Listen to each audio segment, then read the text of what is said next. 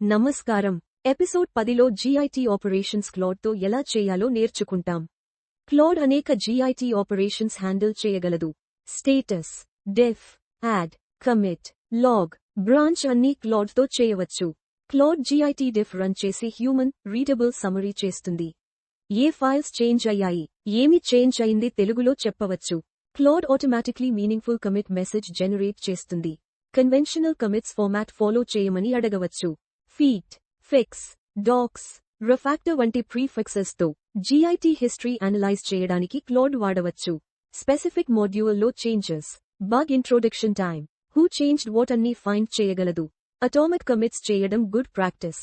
ఒక్కో లాజికల్ చేంజ్కి ఒక కమిట్. క్లాడ్కి స్పెసిఫిక్గా చెప్పండి ఏ చేంజెస్ స్టేజ్ చేయాలో, ఏ మెసేజ్ రాయాలో. GIT బేసిక్స్ నేర్చుకున్నాం. నెక్స్ట్ ఎపిసోడ్లో మర్జ్ కాన్ఫ్లిక్ట్స్, పుల్ రిక్వెస్ట్స్ నేర్చుకుంటాం.